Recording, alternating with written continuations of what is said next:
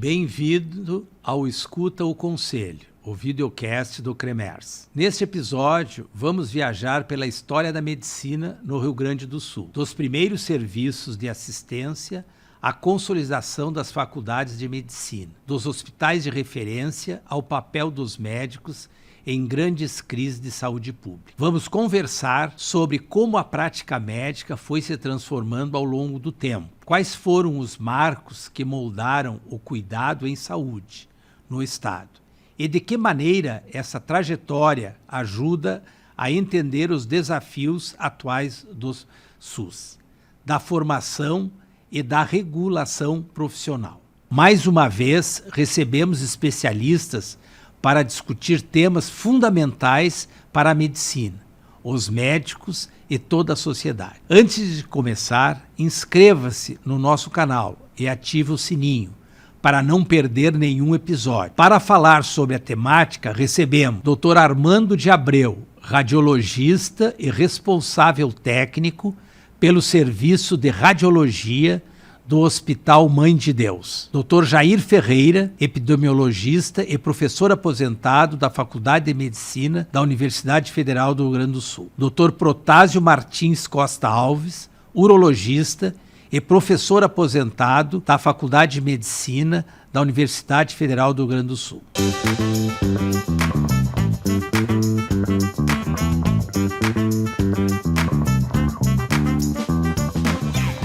Boa tarde a todos.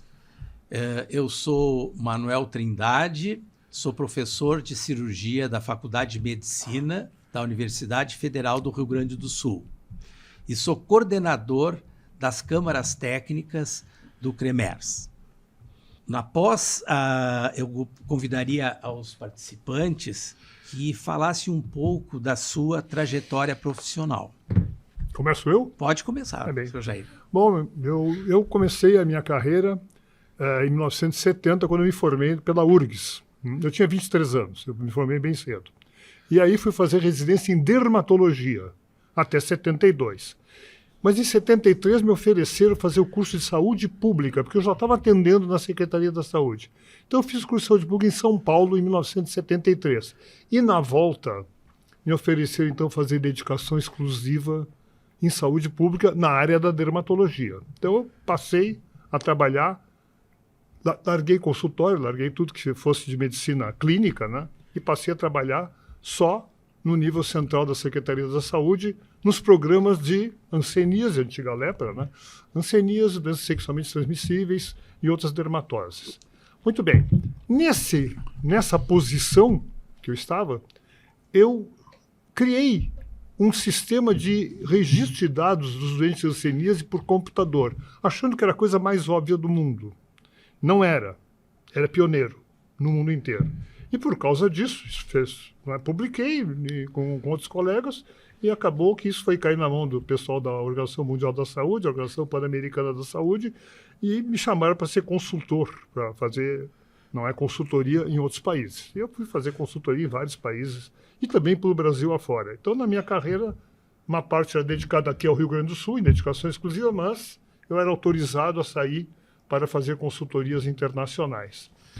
Isso durou até 1988, 89, quando, por razões políticas, acabaram com a dedicação exclusiva na Secretaria da Saúde, mas nesse momento eu tinha feito concurso para a universidade. Então me tornei professor, mas já não foi na dermatologia, me tornei professor de epidemiologia. Então, a partir daí, minha carreira é docente como professor. Continuei ainda durante até mais 2000 e tanto, fazendo consultorias, e terminei agora minha carreira em 2022 como professor titular, quando caí na compulsória, né? Cheguei aos meus 75 anos, então me aposentei em 2022. Essa é resumindo a minha carreira na área da medicina. Só resumindo, uma grande carreira, né?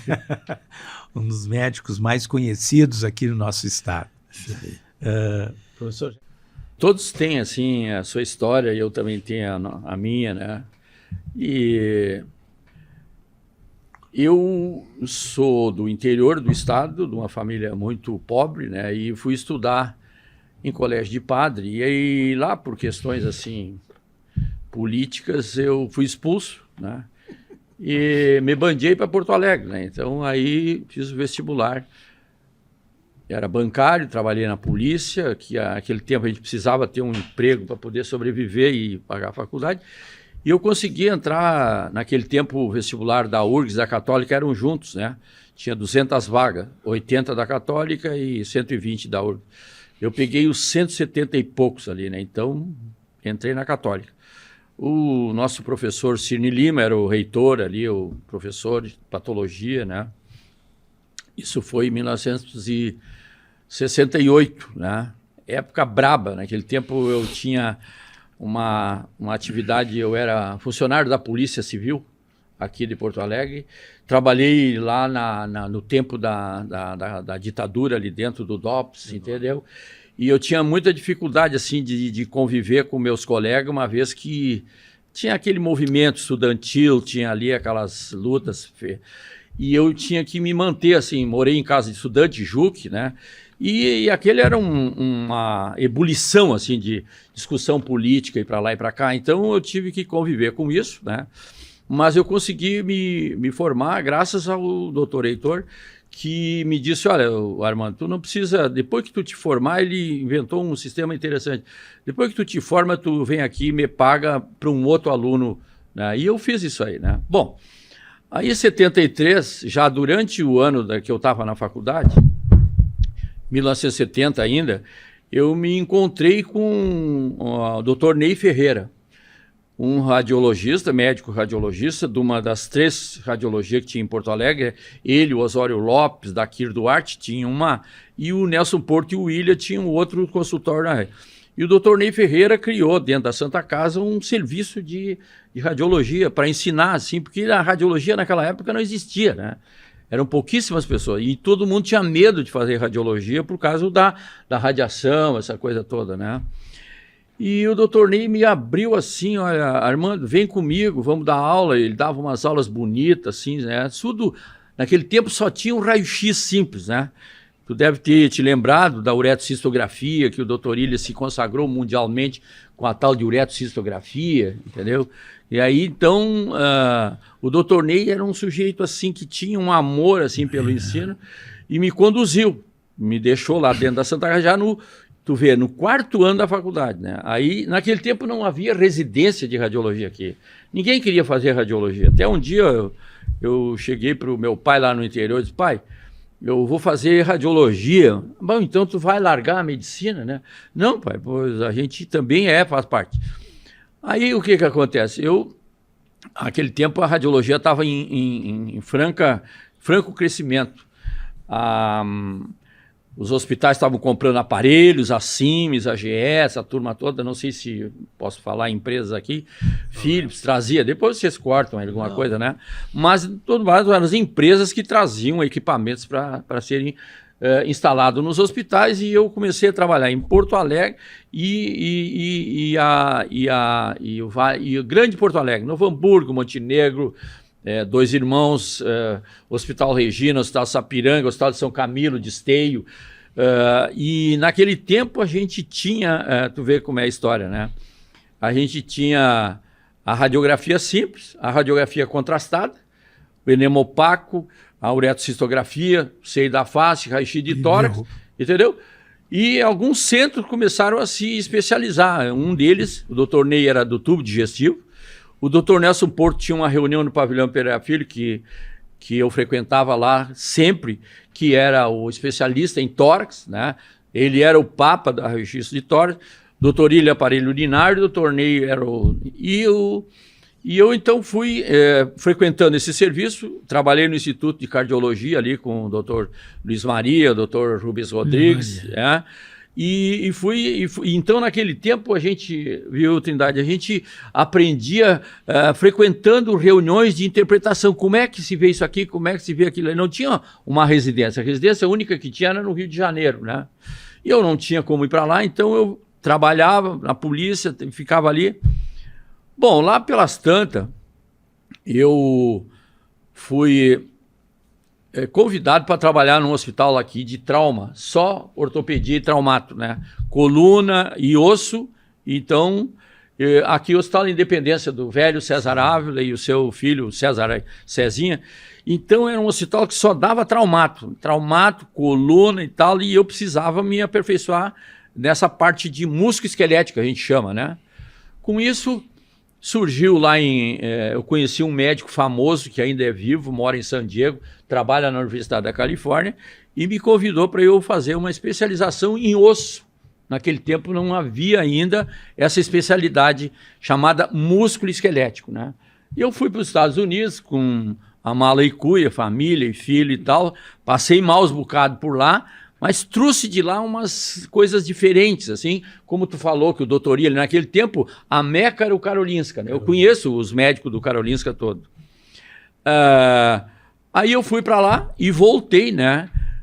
Trazendo uma outra visão assim da radiologia.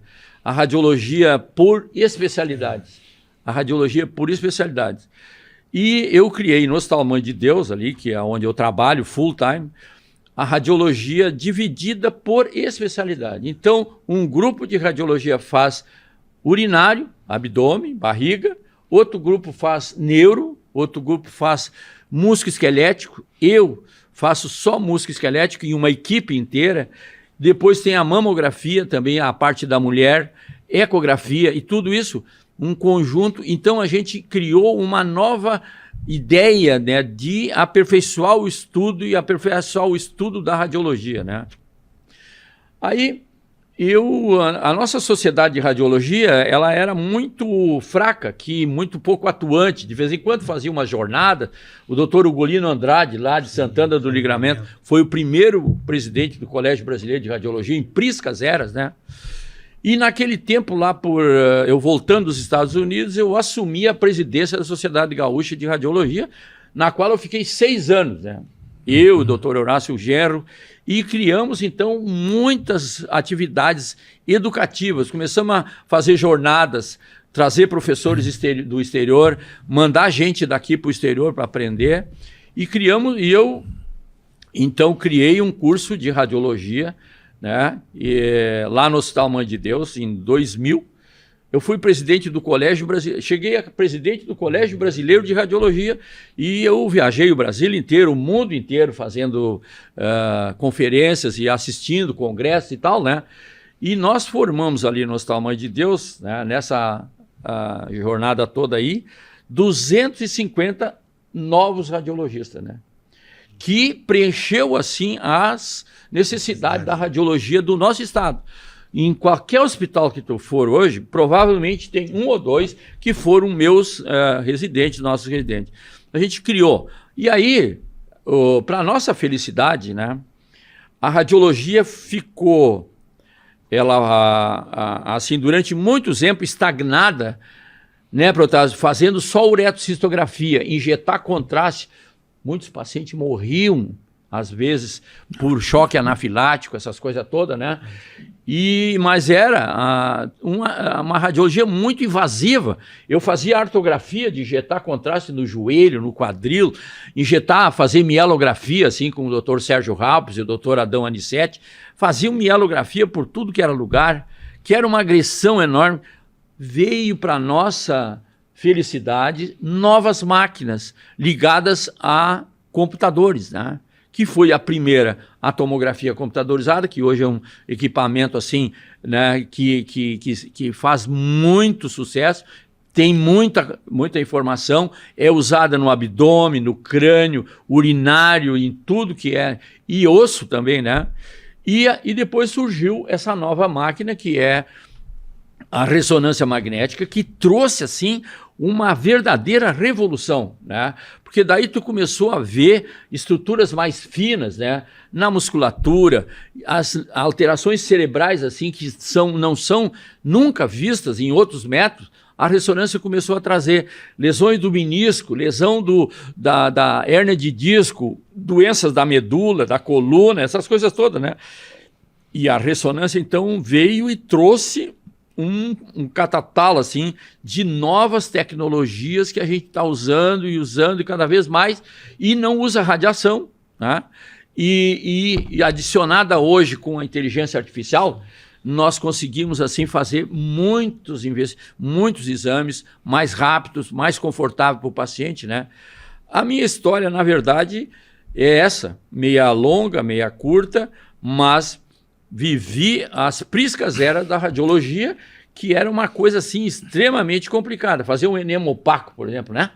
Quantas vezes furava a tripa do paciente, né? E aí tu saía correndo. Injetar contraste, como eu vi fazer a ortografia por punção na lombar, injetar dentro da aorta para fazer uma angiografia, não se... hoje isso aqui desapareceu completamente, entendeu? E então, essa evolução, nós criamos, entende, uma formação de radiologistas, né? Então, eu aprendi durante o período assim, da radiologia ainda muito artesanal, e depois agora a gente está numa era muito bonita, que é a radiologia computadorizada, comandada. Eu, da minha mesa, eu estou fazendo um exame, o paciente está lá, controlado, monitorado, eu estou vendo, né, ali na televisão todas as imagens, e então essa é uma história rapidinha, assim, né, mas com sofrimento, né, com sofrimento. Tá? Viver lá nos Estados Unidos por algum tempo, né, comendo cachorro quente, não gastando um tostão, entendeu? Com medo que acontecesse alguma coisa. Mas naquela época era obrigado a ir para fora. Tu tinha que ir lá buscar uma tecnologia, tu tinha que ir lá buscar o conhecimento e ter uma convivência também com instituições universitárias, com pesquisas e tal, né? E depois, os Estados Unidos, com a tecnologia, ele avançou muito, porque originalmente o pessoal ia para a Suécia, né? Para Estocolmo, no Karolinska, iam para a França, né? Também que tinha a Alemanha, né? A Alemanha também muita coisa boa, mas depois a tecnologia levou então para ir para os Estados Unidos. Hoje, não precisa ir mais. Tu tem tudo aqui. Se eu for ali no Hospital das Clínicas, se for na Santa Casa, for no Mãe de Deus ou no Moinhos de Ventos, tu vai ter tudo o que tem lá, e isso graças à evolução da tecnologia. E esse acesso à informação que tinha que se buscar fora, a referência bibliográfica e livro era difícil de chegar. Muito difícil, a começar que a gente não sabia inglês, né? O doutor Ilha se consagrou porque ele sabia bastante inglês, e ele lia e assinava revistas, e coisa que nós nem sabíamos. Entendeu? Mas como é que esse velho sabe isso, né? Hein? Não, mas aí quando tu descobriu assim o caminho da roça, ficou muito fácil. Não. Hoje tu abre o celular aqui, tá tudo aqui, ó, tudo aqui, né? Entendeu? Então não há mais segredo, não tem mais. Qualquer radiologista pode procurar, se ele tiver aqui, até a inteligência artificial hoje pergunta para ela uma coisa, ela já e várias outras coisas. Então assim, a informação hoje, ela está aberta para todo mundo. Agora, a pessoa precisa acessar, né? Ela não pode querer que essa informação venha direto para ti, né? Mas ela trouxe muita inovação e muitas coisas boas que são hoje disponíveis para a população mais comezinha, mais pobre, seja ela da onde for, ela tem acesso. É só esperar um pouco, às vezes mais rápido, às vezes meio não tão rápido, mas ela tem acesso. Lá em Maquiné, na minha terra, os meus empregados vêm fazer uma ressonância magnética do joelho para ver uma lesão de mim. Quando que tu ia imaginar isso em épocas passadas? Não, né? Mas tu tem hoje acesso. O senhor falou no doutor Ney Mas Ferreira. Ney Mas Ferreira. É o que criou, é o que iniciou a radiologia no Hospital Moinhos de Vento? Deixa eu te falar, o doutor Ney foi trabalhar no Moinhos de Vento, mas não foi ele que começou lá, sabe? Tem um doutor muito antigo, era doutor Pires, né? Um radiologista assim, que começou, porque o Moinhos teve o início dele, ele não tinha muitos equipamentos. Aí o grupo que era da Santa Casa, doutor Horácio, doutor Corte, doutor Zé Antônio Flores, doutor Zé Maria, trabalhavam no clínicas lá, né? Vocês conheceram todos eles lá. Porto Alegre. Porto Alegre. O Porto Alegre não era do grupo, era do grupo do William. Então, porque aqui em Porto Alegre também tinha as divisões políticas da radiologia, que isso eu não vou falar porque é uma sujeira, né? Tinha os grupos que se odiavam, né? Então, ou tu era gremista ou colorado, né? Então, eu participava do grupo do Dr. Ney. E o Dr. Ilha criou um outro grupo. E o Dr. Daquir Duarte, que também foi uma grande figura da radiologia, né? Do Serdil, que era uma dissidência do Dr. Osório Lopes e do Dr. Ney, ele se separou, né? E criou a Serdil, que é importante até hoje. O Dr. Ilha ficou com o Dr. Nelson Porto. E o Dr. Ney criou esse grupo de radiologia que ele formou. Ele formou lá dentro da Santa Casa. Então, esse grupo assumiu a radiologia do Moinhos de Ventos e daí, então, foi muito longe. Mas depois, assim, por questões lá internas, políticas, não sei o quê, houve uma demissão deles lá dentro, sabe? Isso aí é uma história bem triste, complexa, né? E o Dr. Ney, não. Naquele tempo, o Dr. Daquir assumiu lá, o Moinhos, né? E depois também houve outro desentendimento, que eu não sei bem em detalhes, né? E aí entrou o Dr. Ney Ferreira junto com a atual turma que está lá. E foram os últimos anos do Dr. Ney, foi lá realmente no Hospital Moinhos de Ventos. De Ney Maas Ferreira. Foi o professor. Ele tinha prazer de ensinar, coisa que os outros não tanto. Não vou entrar em detalhe, né? Porque uma das coisas que eu acho assim bonita, né? E eu acho que vocês todos fizeram isso, é ensinar o seu sucessor, entendeu? Para que tu deixe algum legado. Tu não adianta tu querer ter o conhecimento só para ti, né? Professor Protásio, sua trajetória. Pois olha, eu vou contar uma trajetória que eu já sou tradicionalmente família de médico. Meu avô, Protásio Alves, foi um médico antigo que fez da escola de partos, junto com a escola de farmácia, a Faculdade de Medicina e Farmácia de Porto Alegre. Isso em 1898. Meu pai foi médico também, formou em 21, Almir Alves, foi professor técnico operatório da faculdade, que era a única pergunta. Hoje, qualquer aluno pergunta, qual é a faculdade que você se formou? Eu digo, mas só tinha uma, naquela que a gente se formou, a Faculdade de Medicina de Porto Alegre.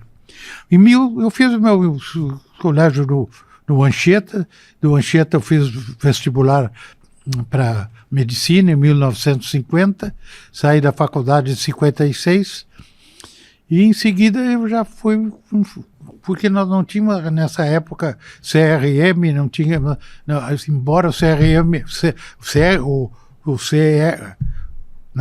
Conselho Federal de Medicina, CFM, foi fundado por um decreto do Getúlio Vargas.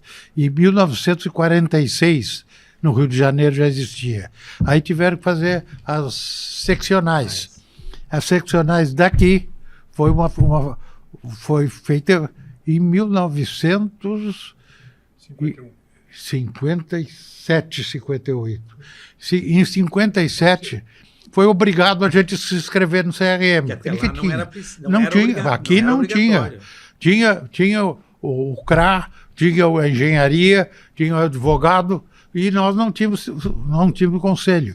E aí foi na Associação Médica Brasileira, era o Dr. Bruno Marciai, que era diretor do Hospital Ernesto Ornelis, e era o presidente da Associação Médica. E o Dr. Bruno juntou um grupo para distribuir os números do CRM. O primeiro CRM era do Dr. José Flores Soares, que era o presidente da Sociedade Brasileira de Medicina, que morava no Rio de Janeiro e veio aqui para receber o CRM número 1. O Bruno Marciai ficou o CRM 2. O professor Tibiriçá, que era um professor famoso de patologia de muitas gerações, ficou com 3. E o professor Walter Guese ficou com o número 4. E daí por diante eu não acompanhei mais, o meu pai foi 340 e poucos. E eu, até hoje, sou 631. E ainda, de vez em quando, me animo a fazer uma receita e a pessoa chega na farmácia e o farmacêutico, mas está faltando o número desse CRM. Não tem 631 ainda, pois ainda tem o receituário. E faço isso. Mas eu logo fiquei trabalhando na Associação Médica, com sempre nós fazia parte do primeiro, o nosso departamento inicial era de urologia e nefrologia. Nós tivemos, depois de algum tempo, a separação, quando já eram os dois bem estabelecidos, já podiam caminhar cada um com as suas próprias pernas. Mas o departamento de nefrologia era o Lilo Bato, César Costa, a turma da Santa Casa, que depois foi para clínicas, e nós, da urologia, éramos da Enfermaria 31, do professor Luiz Barata, pai do Henrique Barata, os dois já falecidos, e da Santa Casa nós migrávamos posteriormente para o Hospital de Clínica. E essa transação da Santa Casa para o Clínicas foi que surgiu que o doutor Heitor Serra Lima se deu conta, junto com os médicos da Santa Casa, que a Santa Casa ia esvaziar os serviços da Faculdade de Medicina e iam para o Hospital de Clínica, que estava ficando pronto. E aí, nesse tempo, junto com o cardeal Vicente Scherer, o doutor Heitor Serra Lima fez a programação da Faculdade Católica de Medicina. Eu, na faculdade, entrei para a faculdade pela cadeira de técnica operatória. Fiz concurso para técnica operatória e comecei a lecionar na faculdade, no biotermo, operando cachorro com os alunos. Mas só que nós não tínhamos infraestrutura. Se fosse fazer isso hoje, eu ia ser preso. Depois de operar, tirar rim, operar intestino, ligar, fazer anastomosa de alça, até os alunos juntos, a gente tinha que suicidar um paciente. Então, hoje em dia, não tinha biotério.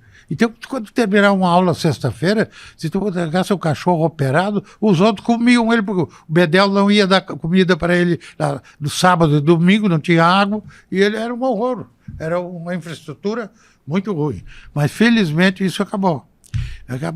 E eu depois tentei, e não foi muito fácil, com várias reuniões da congregação, migrar da técnica operatória para a urologia, que eu já estava só fazendo urologia. Nesse período, eu consegui passar a ser aprovado na cadeira de urologia, onde eu fiz até o final, até a compulsória, que a gente chama também de expulsória, porque no dia seguinte a gente não tem mais direito nenhum e vai-se embora triste. Isso aconteceu, me lembro, o doutor Darcy Ilha, porque era muito polêmico, mas no dia seguinte nem a mesa dele estava no lugar. O escritório dele tinha que mudar tudo, porque me lembro dessa ocasião. O professor Rubens Maciel também teve uma saída meio... que era uma pessoa maravilhosa, um iluminado, pessoa inteligentíssima, brilhante. Dizia o professor de pneumologia, dizia o Rubens Maciel fala tão bem que eu acho que o cérebro dele é na língua. Então eu fiquei lá na faculdade, curti o Clínicas, muito tempo, trabalhei muito no Ernesto Ornelis, fiz os IAP, fazia Marítimo, fazia IAPTEC, esses IAPs todos depois unificou e eu tive que desacumular, porque eu tive que demitir de alguns IAPs, né? IAPTEC e IAPI, e o IAPC era o mais forte, era o que tinha o Hospital Lazarotto, lá funcionava muito bem o IAPC. Mas eu acho que por aí eu fiz a minha vida, fui muito bem no Hospital de Clínicas, tenho muitos amigos até hoje, faço hoje parte de uma liga com a Faculdade de Medicina, que tem o meu nome, para os alunos fazerem pesquisa em urologia pela liga com o Protásio Alves. E agora eu estou no ostracismo, com essa idade avançada, esperando um dia que o meu palco ter a luz apague e eu estou na hora já de ir embora. Não, mas o desenvolvimento da urologia no Hospital de Clínicas foi muito grande. E diz que um dos responsáveis por agregar o serviço foi o senhor. O senhor até hoje, digamos assim, quando se fala em Protásio Alves, todo mundo sabe quem é, e que foi um dos professores que mais agregou no serviço de urologia. O senhor não concorda? Não tanto por pesquisa, portanto, eu acho que eu concordo que por afetividade com os residentes, com os alunos, eu tive muito boa ligação, e principalmente os alunos ou os residentes que eu via que eram de Maquiné, de Espaço Fundo, de Cruz Alta, eu levava para almoçar na minha casa e criava uma ligação muito grande com eles. E depois eu comecei logo no início do Hospital de Clínicas, a fazer churrascos com os residentes. Fazia muito. Eu virei assador de carne e alçava mais do que dava aula. Então, mais na minha casa virou um local de encontro da urologia. Tanto é que esse ano, que o presidente do hospital da urologia, o Brasil, Silva Neto, resolveram fazer uma recordação na minha casa. Um sábado de tarde, todo o serviço de urologia foi para lá contratar assador, e fizeram uma festa na minha casa, com fotografia, com bastante emoção minha de ver aquela turma toda que ficou assim. Eu acho que, respondendo a tua pergunta, que eu fui mais afetivo com eles. Os outros eram mais obrigação, fazer aula, sair embora. Eu pegava e levava para minha casa, talvez isso eu tinha humanizado mais a urologia. Não, eu tinha um professor, que o senhor deve ter conhecido, que era o Josué Machado Vieira. Sim. Era um exímio cirurgião de aparelho digestivo. E ele dizia, fazer medicina, exercer a medicina, é só estudar, é se dedicar. O mais difícil é conviver na medicina. Sim. Olha só os serviços, essa antagonismo, um grupo é o dono disso, aquele é o grupo do outro. Então, muitas vezes, a medicina não se desenvolve mais devido a essas situações. E isso não é uma situação só aqui. Eu estava em Belo Horizonte, num congresso, falando com o Bruce Pinotti, que ele recém tinha, também a compulsória tinha pegado ele, a tristeza daquela pessoa. As pessoas atravessavam a rua muitas vezes para não cumprimentá-lo. Pois é. Pinotti foi quem operou a Isso, do Sarney, né? Isso. Teve aquele grande problema. Conheci. É. Mas ainda estamos em gravação? Estamos.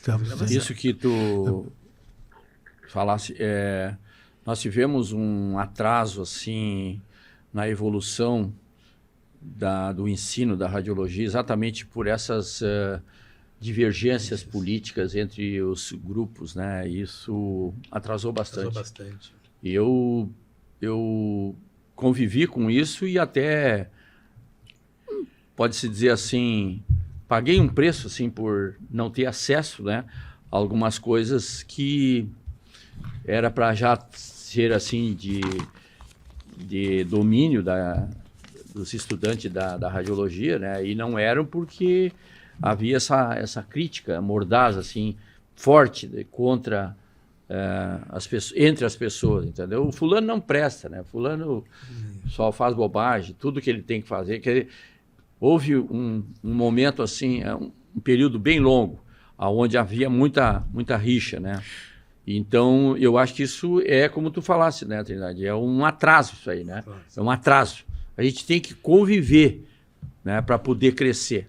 Exatamente, isso havia. Eu presenciei muito essa da radiologia, porque era uma coisa assim, O William, eu trabalhei muito com ele, mesmo em clínica privada, mandando urografia, uretocisto, porque ele se especializou nisso. Inclusive, ele fez quase toda a tese do professor Luiz Sarmento Barata, que é uretocistografia na urologia. A tese é radiológica, não é cirúrgica. E foi praticamente toda escrita pelo William. Mas o William era intolerável com os outros, eles não, com todo mundo. Osório Lopes... Concordo contigo. Ele, além de ser um crítico, ele era uma pessoa muito esperta, inteligente, conhecedor, mas ele era um crítico mordaz, assim, dos outros colegas, entendeu? Então, se não era ele, que os outros não sabiam. Isso eu convivi muito tempo com ele, né? E você falou nas revistas, eu fui na casa dele, ele tinha umas 10 revistas que ele assinava por mês. Ficava aqui à esquerda. Sim. Toda revista que ele lia, ele punha para o lado direito e fazia um catálogo. Ele tinha um catálogo de artigos. Sim. Um troço super organizado em casa, tudo feito por ele. O catálogo à mão, que tu vê hoje na inteligência artificial, ele tinha manual, ficha para procurar. E quando ele ia fazer uma conferência, uma coisa, ele tinha dados bibliográficos perfeitos. Professor... Tem uma figura da radiologia que eu preciso mencionar aqui, que foi realmente um marco na história, eu falei, é o Dr. Nelson Porto, né? Ele trouxe para o Rio Grande do Sul seguramente a melhor radiologia torácica do mundo, do Brasil e do mundo, aqui para Porto Alegre, né? E ele tinha uma certa abertura, ele facilitava para a gente acompanhá-lo, interpretar. Ele trabalhou, depois eu levei ele para o Hospital Mãe de Deus, os últimos dias da vida dele, ele ficou comigo no Hospital Mãe de Deus. E era uma pessoa com uma cultura geral enorme. Ele não podia caminhar, porque ele teve um acidente, assim, aí, dando aula até, e eu ia buscá-lo na casa dele, e depois um residente meu ia levá-lo na casa dele, para ele ficar lá no Mãe de Deus ensinando os meus residentes. Ele realmente era um gênio, assim, né?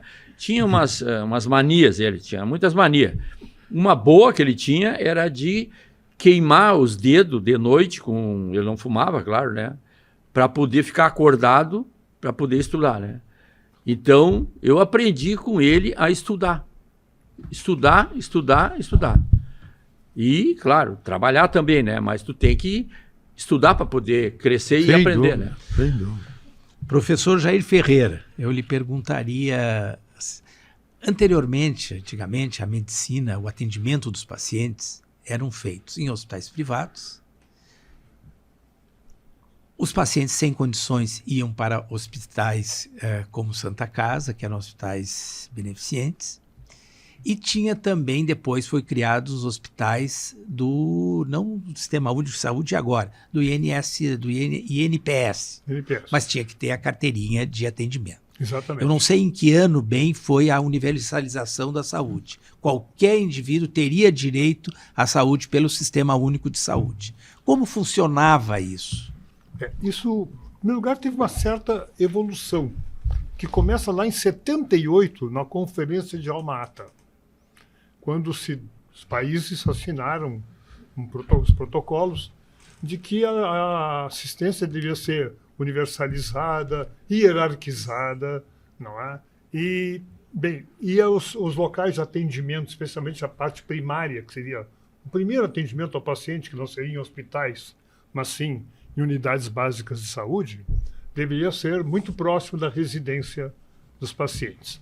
Teve gente que não entendeu bem a Alma-Ata, começou a dizer, então não tem mais especialista, não tem mais... Não era assim, não devia ser assim, mas eu vi em muitos lugares pessoas acharem que não tinha que ter mais especialista, não sei, é tudo atenção primária. Não, não é isso. Mas muito bem, em 78, aí vem uma evolução, começam tentativas de unificar o sistema do INPS com o sistema das secretarias de saúde, que atendiam mais crianças, gestante, vacinação, coisa, mas não tinha uma assistência médica global como tinha o INAMPS para quem tinha carteirinha.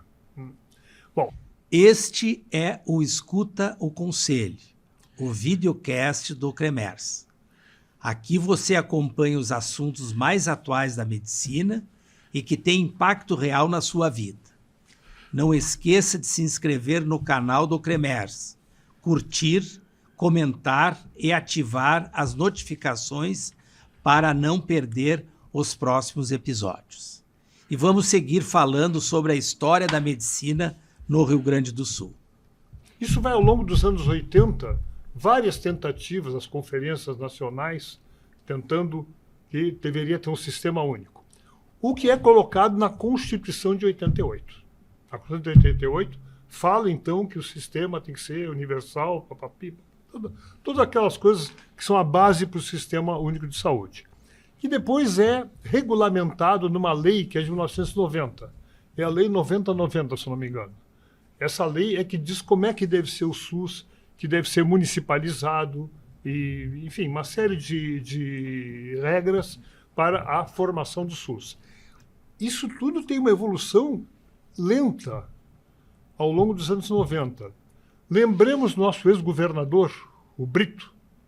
Ele foi ministro da Previdência. Em algum momento ele disse, não, então agora a Previdência não atende mais saúde. Isso vai tudo para o Sistema Único, certo? A Previdência vai tratar só das aposentadorias, das pensões, enfim, da Previdência Social mesmo. Então, tudo que era do INAMPS e de outras entidades congêneres, foi tudo juntado no SUS. Com um probleminha. Não ficou bem claro como é que era o financiamento do SUS. Então, é uma longa história que vai caminhando. Aí entrou as municipalizações, primeiro as secretarias fizeram uma municipalização parcial. E aqui em Porto Alegre, eu posso estar enganado por um ano, mas em 98 se fez finalmente a municipalização global. Todo o sistema único tinha que passar pela prefeitura. Foi na época que o Hospital de Clínicas assinou esse acordo, primeiro com 50% e depois com 100%. Então, por exemplo, hospitais como clínicas e outros hospitais públicos, eles não recebem diretamente os pacientes, a não ser em emergência, mas qualquer outra de especialidade tem que passar primeiro pela prefeitura, que é o regulador. E a prefeitura que vai dizer, não, o senhor ou a senhora vai fazer cirurgia no Conceição, ou no Clínicas, ou na Santa Casa, nos que têm convênio com o SUS. Isto realmente, em um primeiro momento, trouxe algumas dificuldades, mas aos pouquinhos eu diria que as coisas foram regulamentadas e funcionam razoavelmente bem. 100% bem é impossível, dado que a demanda é sempre maior do que não é a capacidade de atendimento. Mas hoje nós temos, por exemplo, transplantes. Transplantes é tudo via SUS. Toda a fila é do SUS. Não tem como você não, é o banco aqui para o meu sobrinho, não é?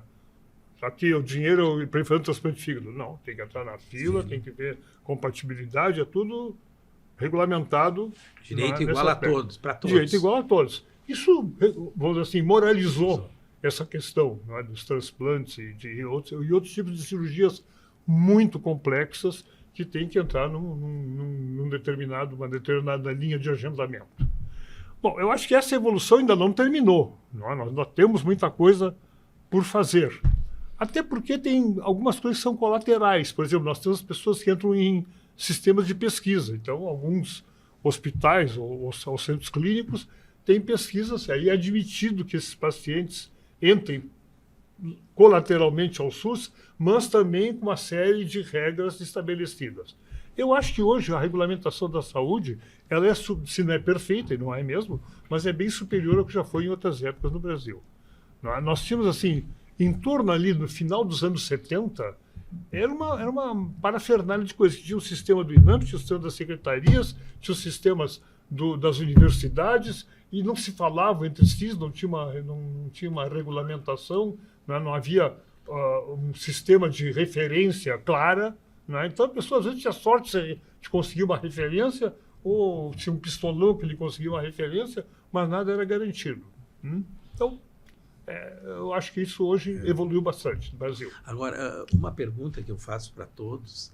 A medicina, com esse desenvolvimento tecnológico muito grande e de custo, cada vez mais dispendiosa, fazendo um balanço como era no passado e agora, como vamos conseguir o financiamento disso? Porque o Brasil é um país pobre. Então, quer dizer, vai ficar um grupo muito pequeno que possa pagar, porque os próprios planos de saúde já estão sentindo. Sim. Né? A Unimed estava sentindo. Por exemplo, uma ressonância, o senhor falou, antigamente fazia-se coisas que com dano ao paciente, etc., foi se desenvolvendo. Hoje em dia, a ressonância é um avanço. Agora, isso é dispendioso. Muito caro. E quem é que vai conseguir? Como é que nós vamos fazer assim, como é que nós vamos poder atingir a todos? Nós não vamos. Esse é o primeiro ponto. Não se consegue. O custo da saúde e as demandas que nós temos, não há dinheiro que pague. Tanto que são poucos os países do mundo que têm sistemas como o do Brasil, que é universal. Né? Qualquer pessoa, pobre ou rico, pode ir lá buscar o sistema. E vai entrar numa fila, vai entrar... Agora, o que acontece? As pessoas com mais posses criam um plano de saúde, se aderem a um plano de saúde. Né? Mas, como está dizendo aqui o professor Protásio, nem os próprios planos de saúde estão conseguindo sustentar. Por exemplo, eu vejo um problema. Eu sou uma pessoa que usa a Unimed. Pago a Unimed para ter o plano de saúde. Mas se eu quero fazer um exame, eu não pago o exame. Na consulta médica eu pago uma parte. Mas o exame eu não pago.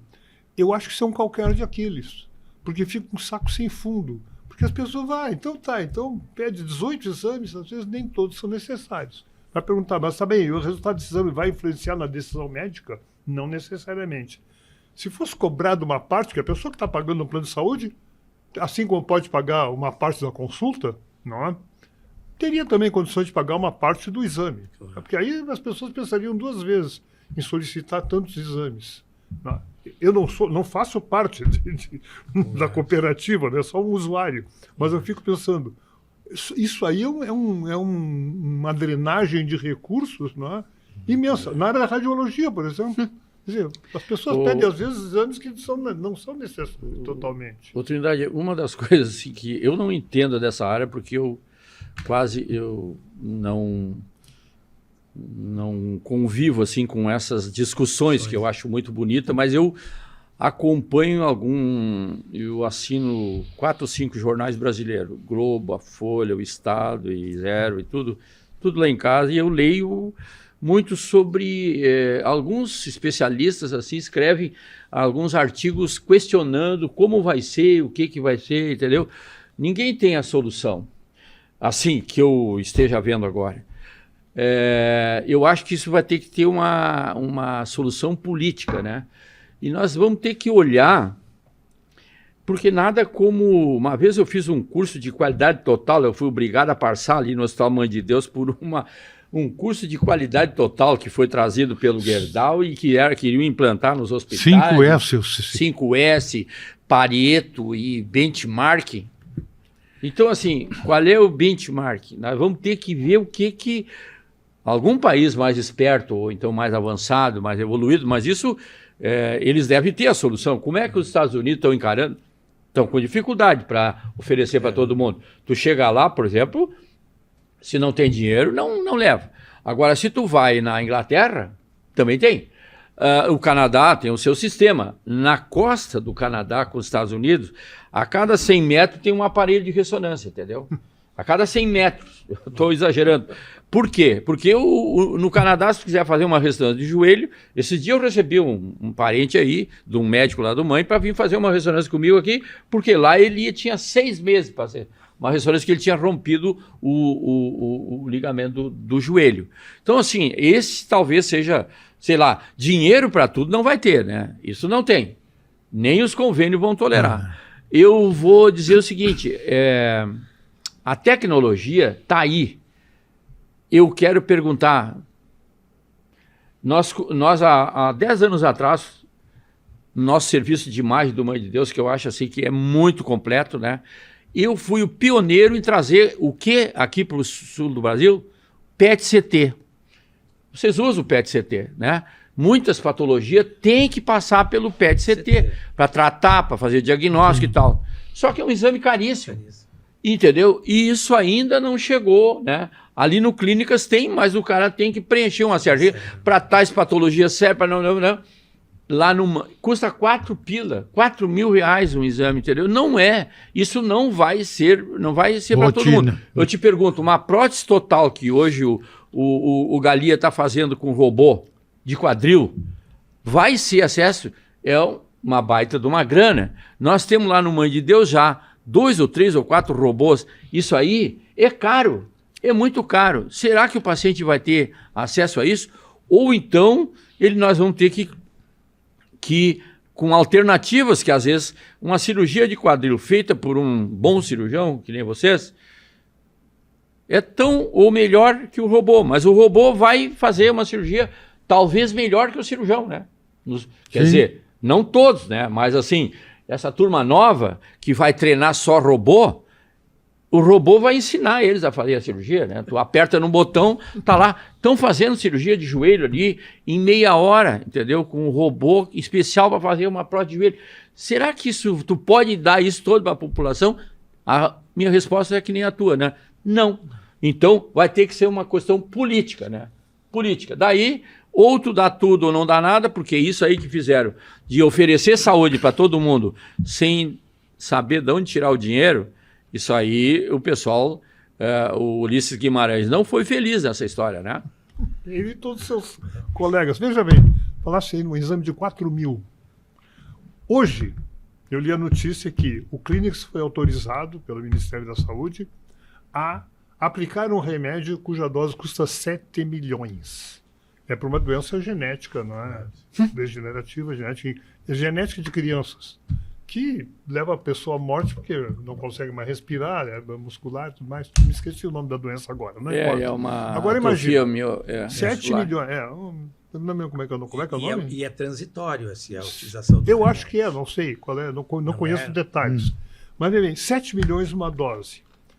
Imediatamente pode acontecer de algum juiz decretar que ele tem que aplicar aquele remédio, que entra na justiça, não é? Se não estiver dentro dos critérios, Bom, acontece o seguinte, a Constituição escreveu uma coisa que é infeliz. Assim, a saúde é um direito de todos e um dever do Estado. Note que não é nem a assistência à saúde, é a saúde. Isso. O que, se eu quiser Essa interpretar, frase assim, foi fiquei muito feliz. resfriado, isso é culpa do governo, porque é o dever do Estado me manter com saúde. Não é? A gente podia pensar nesse absurdo.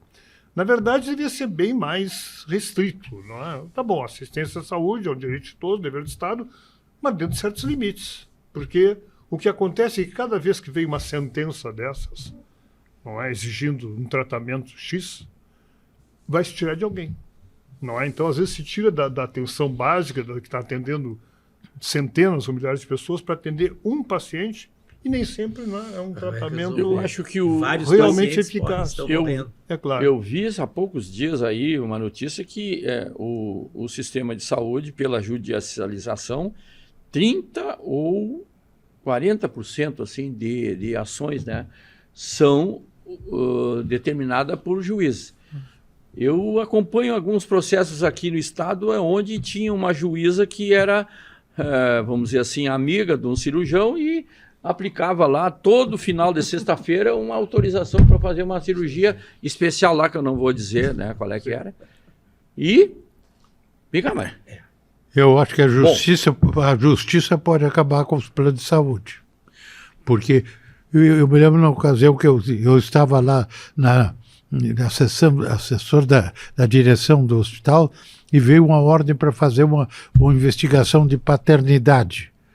E era um exame caro que o Jobim fazia lá. E eu perguntei, quem vai custear isso? E a resposta do juiz, cumpra-se. Não tem conversa. Tem que fazer. E não interessa quem vai pagar, porque quem vai prejuízo é do hospital.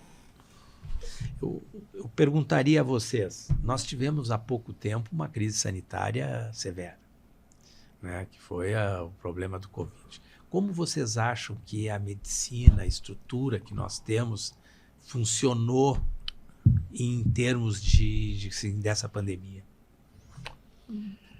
Eu tenho uma opinião sobre isso, né? Foi uma pandemia que era inesperada, dada a sua gravidade que foi, né? Eu acho que, assim, de um modo geral, o sistema de saúde se adaptou rapidamente. Mas é como assim, como é que eu detenho uma enchente? Se ela ultrapassa a altura dos muros, dos diques. Tem situações em que não tem solução. Eu vejo pelo que nós vivemos no Hospital de Clínicas. No Hospital de Clínicas, nós chegamos a ter um determinado dia 253 pacientes internados com Covid. Quer dizer, isso ultrapassa a nossa capacidade de UTI, que foi aumentada rapidamente de 35 para cento e tantas pessoas, e mesmo assim não se conseguiu segurar. No primeiro momento se conseguiu, mas de repente não ultrapassou. Então, assim, eu acho que a saúde respondeu bem, não é? Os profissionais se desdobraram, não é? Mas ela foi de uma magnitude muito inesperada, muito acima do que seria previsível. Então, tem situações imprevisíveis. É como acontece, por exemplo, como um incêndio lá da Batiquis, numa cidade como Santa Maria. Como é que o sistema de saúde pode, de repente, atender 800 pessoas, porque entre mortos, feridos, queimados, asfixiados, 800 pessoas numa cidade de 250 mil habitantes? Como é que pode atender de uma hora para outra? Não há sistema de saúde que suporte. Ou como foi lá em Niterói, o incêndio do circo, com 300 mortos, lá em 1960. Isso é impossível. Claro, tem que vir ajuda externa, tem que tentar, mas a gente acaba deixando morrer pessoas que poderiam ter sido salvas se o sistema tivesse capacidade de atender todo mundo. Eu nunca tinha presenciado, né, não sei, uma situação como essa, assim, como tu diz, que foi assim um dilúvio, né, que é inesperado, um enchente, a coisa toda. Mas eu acho que a nossa atuação aqui no Rio Grande do Sul, nosso estado, os nossos médicos e todas as equipes, hospitais e tudo, atuaram de forma assim muito eficiente, apesar de problemas políticos, né? Apesar. Sim. E, inclusive, com, às vezes, a anuência de alguns profissionais, entendeu? Que achavam que... Eu perdi colegas porque achavam, não, isso aí é bobagem, não sei o quê. Bom, então, não são só os políticos. Às vezes, nós é que podemos... Tem uma pessoa que ainda está por aí, né? Que ele diz, não, isso aqui vai passar daqui a pouco, né? Como assim? Hã? Vai empilhar morto. Vai passar, e aí... Mas, assim, eu acho que nós tivemos uma atuação na medicina do Rio Grande do Sul de alto nível, talvez a melhor do Brasil. Se não fosse, assim, a intromissão das políticas, a gente tinha feito o possível e muito mais do que o possível, né? E salvamos muita gente. Né?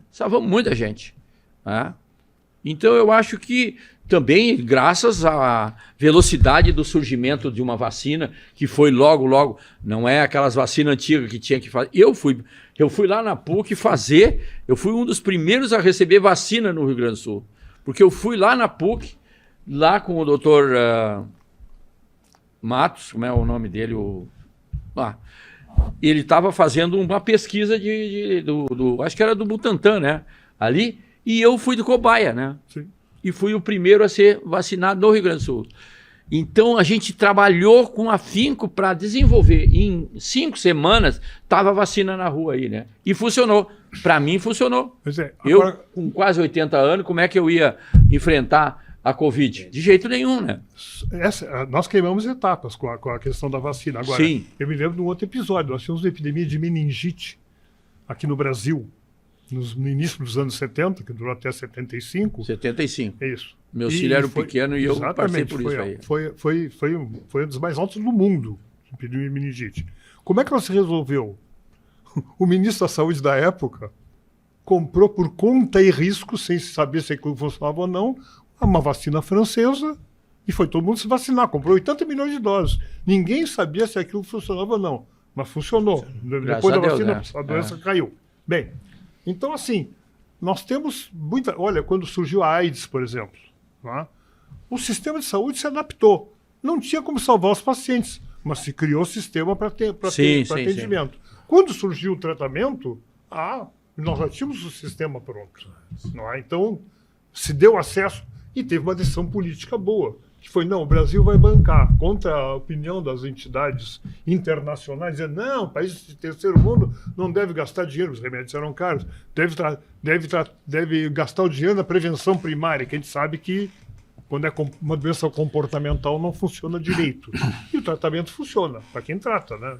Mas, então tem alguns momentos assim que as decisões políticas foram boas. Foram, às vezes, por conta e risco, mas foram boas. Bom, eu acho que uma situação para todos os médicos é que ninguém conhecia essa doença. Ninguém sabia a evolução disso. Assim como dizia que vai passar, fica bom logo, tinha gente que morria no terceiro dia. Então, nós fomos pegados de surpresa. Nós fomos aprendendo durante a crise. Vamos botando paciente na CTI, paciente entubado, que morria. E o outro que não entubava não morria. E ia para o hospital, morria.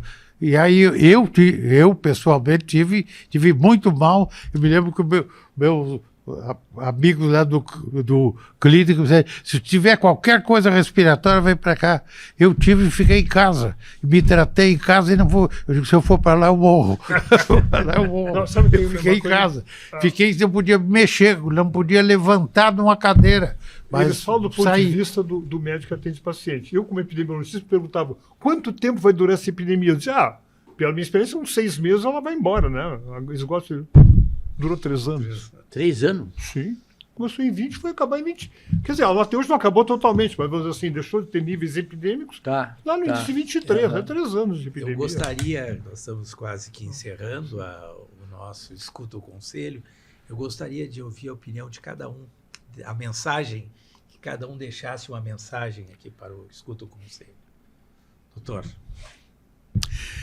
Eu acho que é uma boa ideia do Conselho fazer essas investigações de coisas mais antigas, que muita gente não tem noção, não tem de nada. Essa do CRM, como do Conselho que ficou regionalizado do Brasil inteiro, pouca gente sabe disso.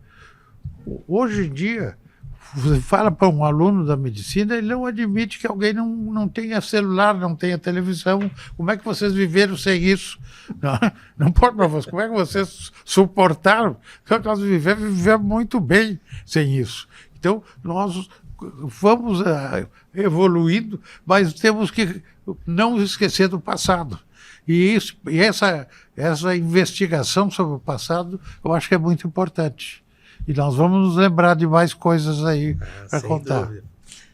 Eu acho que alguém, né, falou, não sei se foi o Mao Tse Tung ou quem que disse, se tu não conhece o passado, né, tu não vai saber viver nem o presente, nem muito menos o futuro. Né? Então, assim, isso aqui é uma... Gostei quando me convidaram para participar. Foi ideia do Dr. Barradas, né, que me convidou, ele trabalhou comigo, né? A ideia foi do Eduardo Trindade. Filho aí, o Eduardo falou para o Barradas e o Barradas... Eu achei... O Eduardo é o filho... Sim, eu conheço o Eduardo. Que eu acho, sou fã do Eduardo. Reforça o que tu dissesse, que a gente... É bom resgatar, assim, a história, porque tem muita coisa que a gente pode ensinar ainda, né? Para essa gurizada nova, né? Apesar, assim, com essa promiscuidade aí que está acontecendo com a produção de médicos, 600 faculdades sendo fundadas, e o ministro vem aqui e oferece mais umas 4 ou 5 aí para quem quer, tem 70, 80 que daqui a pouco vão abrir de novo. E isso aqui, a gurizada não presta mais atenção nos antigos, como se diz assim, né? Sim. E eles perdem muito com isso. Essa ideia do Conselho é boa nesse sentido, de mostrar como a gente passou dificuldades, cresceu e fez uma boa medicina. Né? E a minha escola, viu, quem se formou na Católica sabe, não foi fácil, né, estudar lá na Católica no início. O doutor Heitor, nós tínhamos uma biblioteca que tinha 20 livros lá, né? O doutor Alimena dava aula de anatomia, uma perfeição, né? O Alaor, outra perfeição. O velho, o Cirne Lima na patologia. Então, assim, mas a Santa Casa foi o ponto onde a gente aprendeu como tu podia, né, fazer uma boa medicina. Jorge Pereira Lima, aquela turma toda ali, né, fomos longe e aprendemos e com dificuldade. Né? Hoje, tem todos os recursos à disposição, mas a maioria não está com muita vontade, assim, eles querem sair aí receitando pelo Google ou coisa assim, né? Aí vai ser o fim da picada. Professor Jair. Olha, eu sou um aficionado da história. Eu leio muito sobre história, minha biblioteca é quase toda de história. História da medicina, inclusive. Eu acho que a história ensina muito. A história ensina muito. Quem conhece história tende a não repetir erros do passado. A medicina, a história da medicina é uma história de grandes erros também. De grandes descobertas, de grandes avanços e de grandes erros. Então a gente tem que conhecer bem história, inclusive para desenvolver uma coisa chamada espírito crítico. Certo. Porque não adianta ter muita cultura médica se a pessoa não tiver essa capacidade de fazer a crítica do conhecimento.